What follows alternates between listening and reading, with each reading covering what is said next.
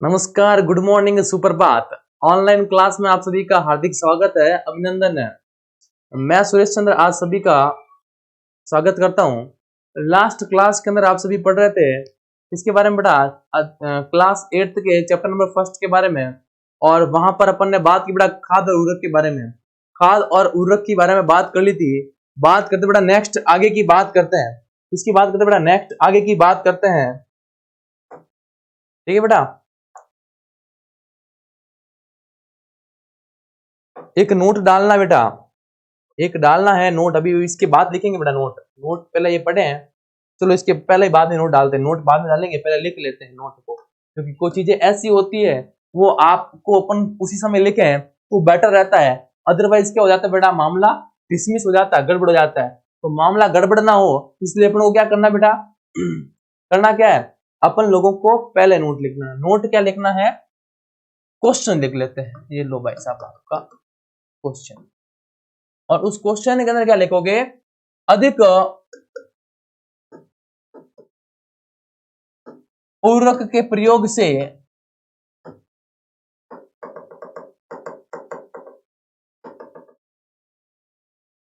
अधिक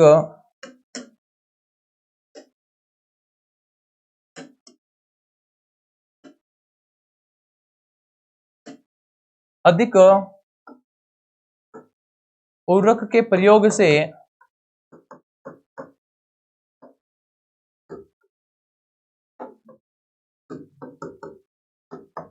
मिट्टी पर क्या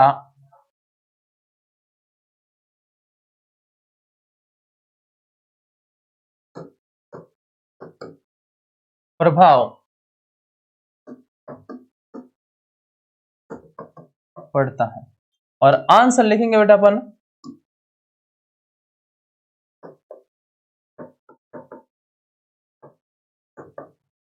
अधिक रासायनिक पदार्थों का, रासायनिक पदार्थ मतलब कौन, के प्रयोग से मिट्टी की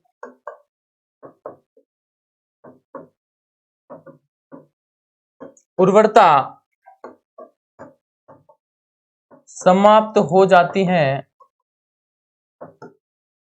और धीरे धीरे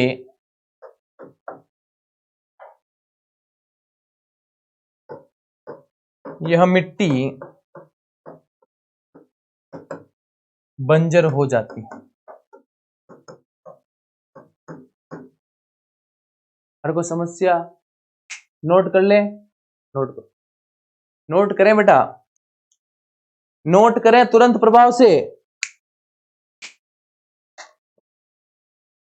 हो गया, आगे चले, चल आगे क्या, पहले पीछे चलना है। ठीक है बेटा, अतः मिट्टी की उर्वरता बनाए रखने के लिए किसकी बात करें बेटा, मिट्टी की उर्वरता बनाए रखने के लिए बात कर रहे हैं।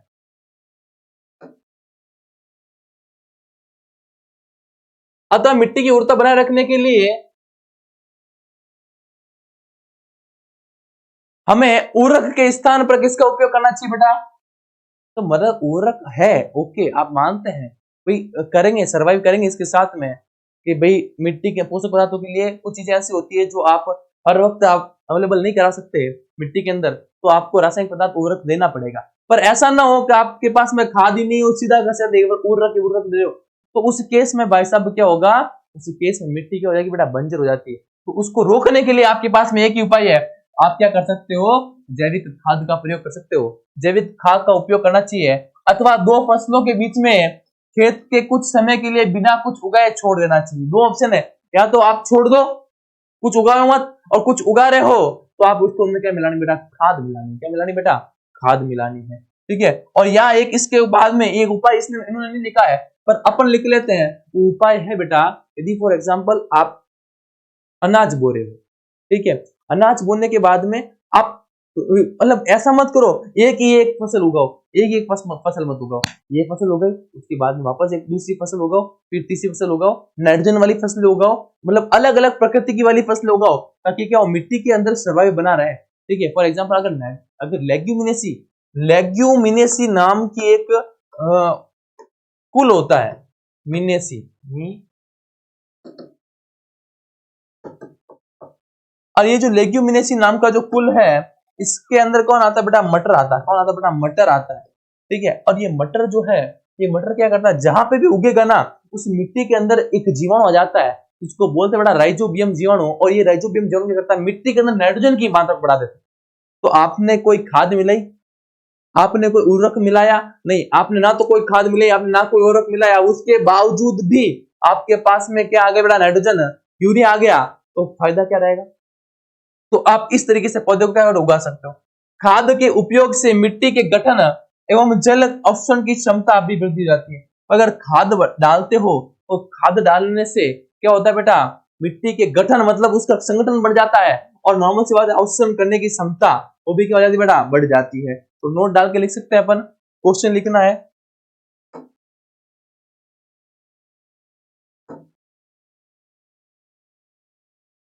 क्वेश्चन लिखना बेटा, क्वेश्चन तो क्या है, सीधा ऐसा लिख सकते हैं।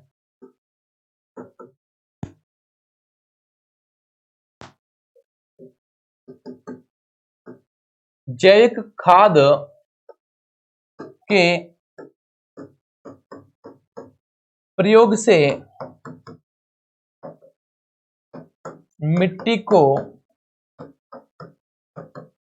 क्या लाभ मिलता है? ठीक है बेटा। अरे जैविक खाद के प्रयोग से कौन सा लाभ मिलता है? अब समझने की कोशिश करना बेटा। आंसर आपके सामने क्या है? जैविक खाद के प्रयोग से मिट्टी में संगठन बढ़ जाता है और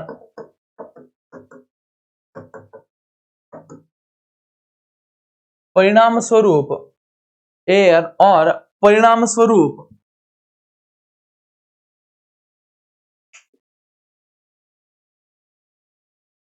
जल अवशोषण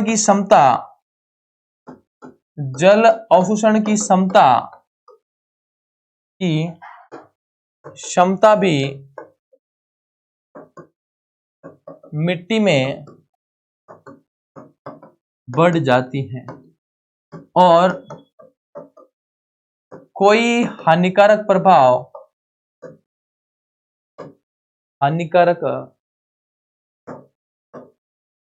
प्रभाव नहीं देती। अरे कोई समस्या क्या? कोई दिक्कत क्या? नोट कर लोगे? लो भाई साहब नोट करो इसको फटाफट। कोई समस्या दिख रहा है? जैविक खाद के प्रयोग से मिट्टी को क्या लाभ मिलता है? बेटा ध्यान रख लेना। थोड़ा कलर थोड़ा हो गया है, पर बार बार मिटाना अच्छा नहीं लगता, मेरे को भी टाइम वेस्ट होता है, इसलिए इसको नोट करें बेटा। थोड़ा आंखों को झूम करके नोट कर ले, आंखों को झूम करके नोट कर ले बेटा। आंखों को झूम कर लो थोड़ा। अपने पास में ऐसा कैमरा बेटा जो किसी के पास में नहीं, ध्यान रखना। ना तो अपने आंखों ऐसा कैमरा बन सकता है, आप वैज्ञानिक भले ट्राई कर रहे हैं अपने आंखों के ऐसा कैमरा बनाने की, पर अपने आंखों ऐसा कैमरा ना तो किसी के पास है ना। ये 108 मेगापिक्सल 50 मेगापिक्सल सब फैल है बेटा अपने सामने, ठीक है बेटा।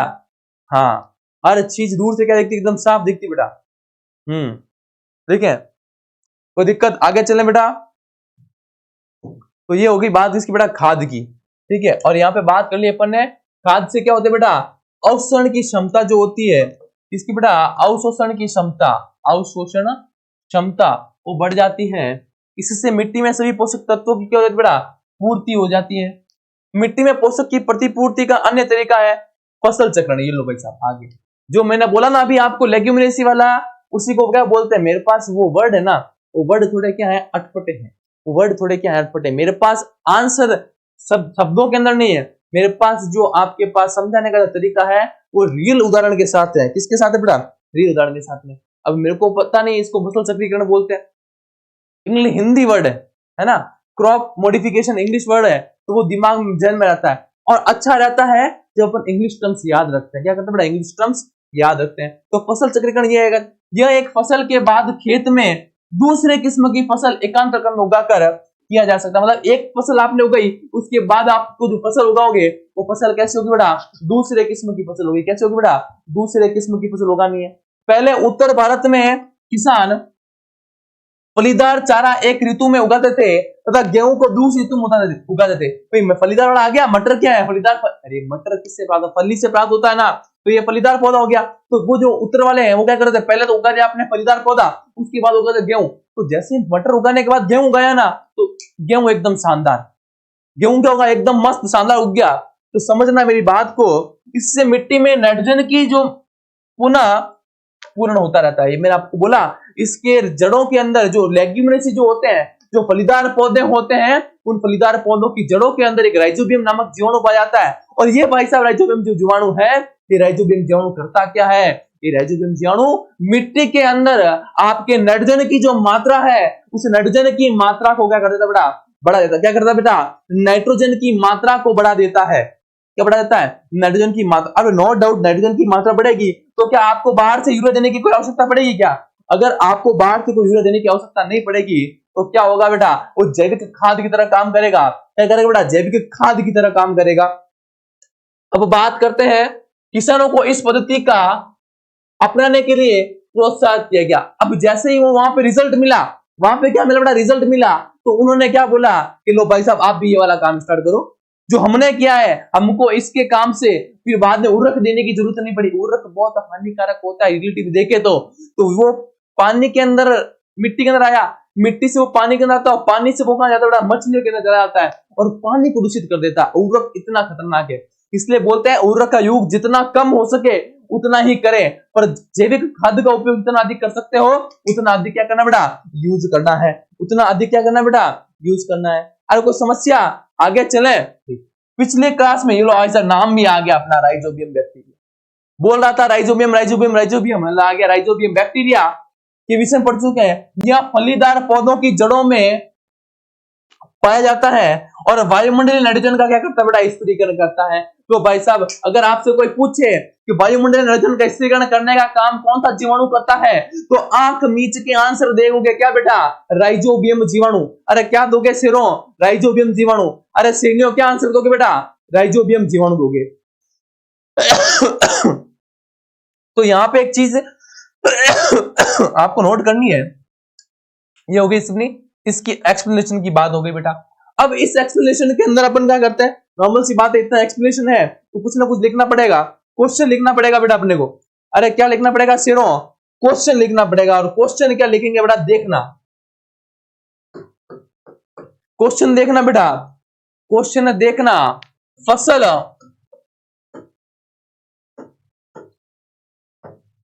चक्रीकरण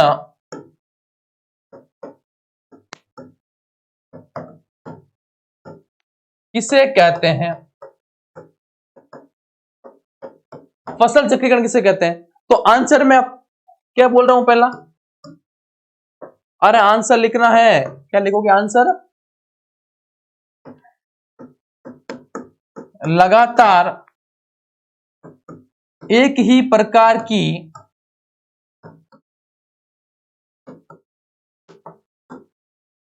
फसल को न बोकर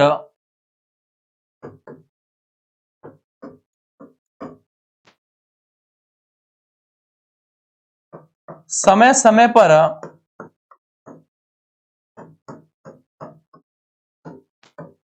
अलग अलग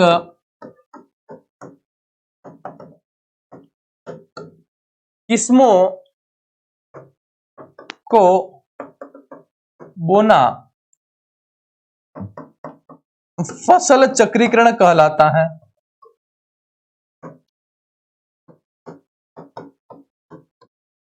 अरे क्या कहलाता है भाई, फसल चक्रीकरण कहलाता। मतलब आप एक ही किस्म को मत उगाओ, आप उस किस्म के साथ में दूसरी किस्म को भी उगाओगे तो उसमें क्या होगा, फॉर एग्जांपल अभी आपने उगाया मटर, क्या उगाया बेटा, मटर, और मटर के बाद में अगर आप गेहूं उगाओगे तो फायदा क्या मिलेगा, मटर के जड़ों में जो राइजोबियम जीवाणु है, जो नाइट्रोजन की मात्रा को बढ़ा दिया है, और वही जीवाणु क्या करेगा भाई साहब, वही जीवाणु आपकी जो क्या बोलते हैं आपके जो खेत है उसके नाइट्रोजन की मात्रा को क्या करता है बेटा, बढ़ा देगा। क्या करेगा बेटा, नाइट्रोजन की मात्रा को बढ़ा देगा। तो फटाफट इस क्वेश्चन का आंसर नोट करें बेटा, फटाफट इस क्वेश्चन का आंसर नोट करें।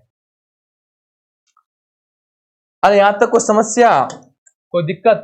आगे चले बेटा, आगे चले, आगे चले।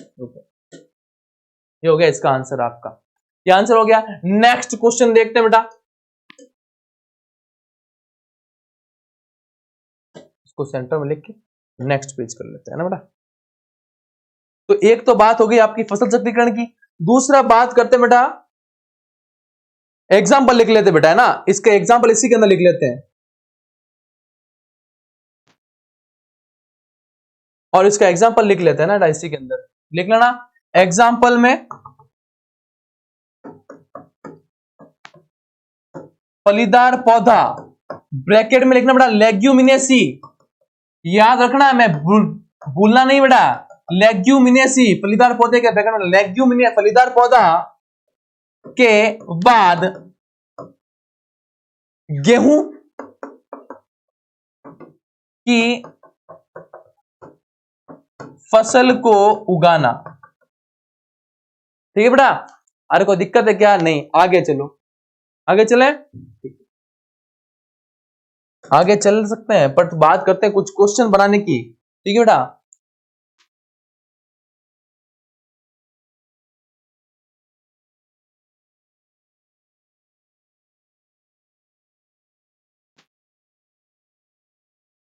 ताकि मिट्टी में नाइट्रोजन की मात्रा बनी रहे या अधिक बनी, अधिक हो, अधिक हो। अरे कोई दिक्कत क्या, कोई समस्या? आगे चले,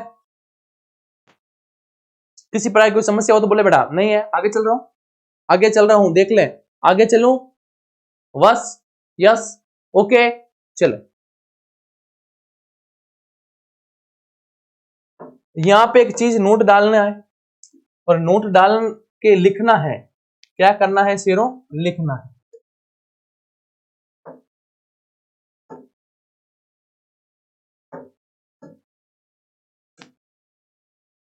और नोट डाल के क्या लिखोगे बेटा, देखना। नोट डाल के क्या करेंगे बेटा, अपन लिखेंगे, और लिखना क्या है देखना मेरी बात को।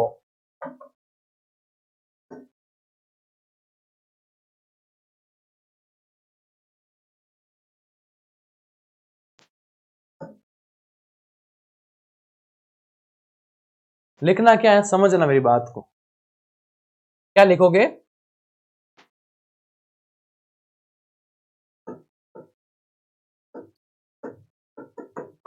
लेग्यूमिनेसी, क्या कर रहा हूं, लेग्यूमिनेसी मतलब फलीदार पौधे, लेग्यूमिनेसी पौधों की जड़ों में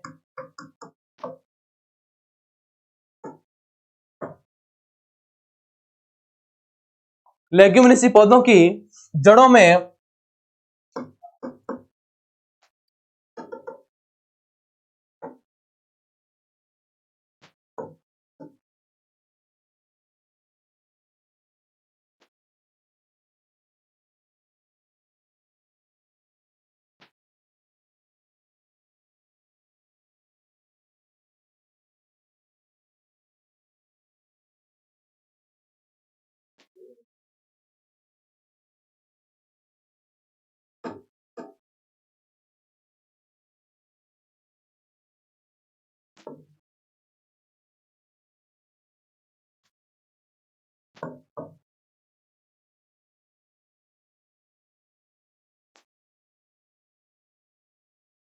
क्या लिखोगे बेटा इसके अंदर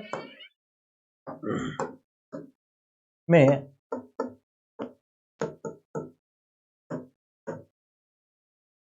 राइजोबियम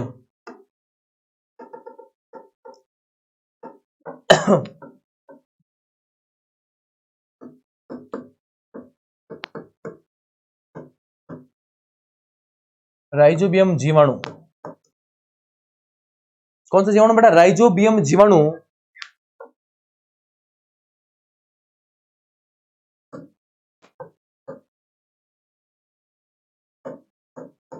पाया जाता है जो वायुमंडलीय नाइट्रोजन को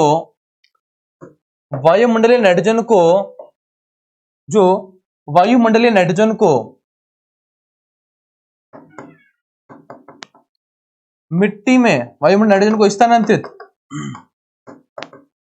को स्थानांतरित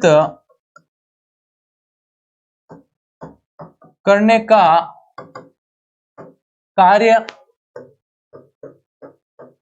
करता है। यह अर्थात मिट्टी में नाइट्रोजन की मात्रा को बढ़ाता है। अरे कोई समस्या, कोई दिक्कत क्या? अरे कोई समस्या है तो बोले बेटा, कोई समस्या हो तो बोले। कोई नहीं, आगे चल रहा हूं मैं, आगे चलूं? चलो भाई साहब।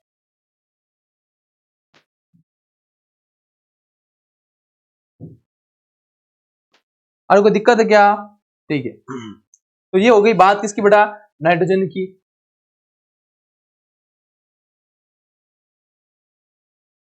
जैविक खाद के बारे में अपन लोगों ने थोड़ा ऊपर नीचे हो गया है, इसको सही कर रहे हैं अपन।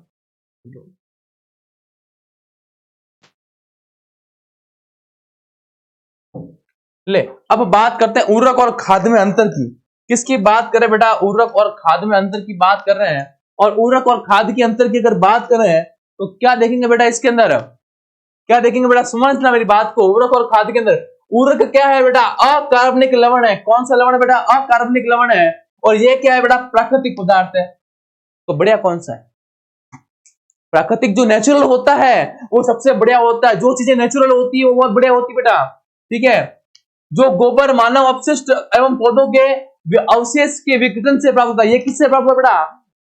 मतलब जो कहने का मतलब है जो जितने भी प्राकृतिक चीजें हैं उन्हें प्राकृतिक चीजों से प्राप्त होती है, वो बेटा कौन है बेटा? खाद। और ये भाई साहब उर्वरक क्या है? उर्वरक एक अकार्बनिक लवण है। अरे कैसा लवण है बेटा? अकार्बनिक लवण है। नेक्स्ट बात करें 2 नंबर की, इसका उत्पादन कहाँ होगा बेटा? फैक्ट्रियों में। और इसका उत्पादन कहाँ होगा बेटा? खेतों में। और आपको पता है जो खेतों में बनती चीजें वो चीजें सबसे शानदार होती बेटा। क्या होती बेटा? सबसे शानदार होती है। बात करें नेक्स्ट, उर्वरक से मिट्टी का ह्यूमस प्राप्त नहीं होता। ह्यूमस का मतलब जो चिकनाई होती है मिट्टी की वो भाई साहब रफू चक्कर हो जाती है। क्योंकि बात करें इसके अंदर खाद से जो ह्यूमस होती है, जो प्रचुरता होती है, मिट्टी के जो पोषक तत्व होते हैं वो उसकी मात्रा क्या हो जाती है बेटा? प्राप्त होती है, प्राप्त होती है, ठीक है। नेक्स्ट बात करते हैं 4 नंबर की, उर्वरक में पादप पोषक जैसे कि नाइट्रोजन, फास्फोरस तथा पोटेशियम प्रचुरता में होते हैं, परंतु इसमें क्या होते हैं बेटा? कम होते हैं। ये एक ही कमी है। ये कौन सी कमी बेटा? एक ही कमी है। इसमें जो नाइट्रोजन, फास्फोरस और पोटेशियम है ये बहुत अधिक मात्रा में पाया जाएगा। ये बात करें इसके अंदर थोड़ा कम मिलता है। क्या मिलता है बेटा? कम मिलता है। तो नॉर्मल सी बात है, जहां अधिक होगा वहां नुकसान तो कुछ ना कुछ मिलना पड़ेगा बेटा। तो यहाँ पे ये चीजें क्या मिल रहा है बेटा? अधिक, परंतु ये नुकसान क्या बेटा? ज्यादा है। और यहाँ पे इसमें क्या है बेटा? नाइट्रोजन, फास्फोरस और पोटेशियम कम मिल रहा है, परंतु फायदे क्या है बेटा? ज्यादा है। कोई दिक्कत है क्या? यहां तक तो गई बेटा किसकी बात? अपने नाइट्रोजन और मतलब खाद और उर्वरक में अंतर की। इसको क्वेश्चन बना के लिखोगे बेटा, क्वेश्चन बना के लिखोगे, इसको क्वेश्चन बना के लिखोगे और इसका आंसर जैसे लिखा हुआ वैसे वैसे लिखोगे बेटा। मैं वापस नहीं बोलूंगा, एक बार बोल रहा हूं, इसको क्वेश्चन बना के लिखना है। उर्वरक और खाद में अंतर को मैं बार बार नहीं लिखूंगा और बार बार नहीं बोलूंगा बेटा, एक बार बोल रहा हूं, समझना अच्छे से। समझदार बच्चे आप सभी समझते होंगे इस बात को। बाकी पढ़ेंगे अपन नेक्स्ट क्लास के अंदर। तब तक के लिए धन्यवाद। Thank you so much. जय हिंद।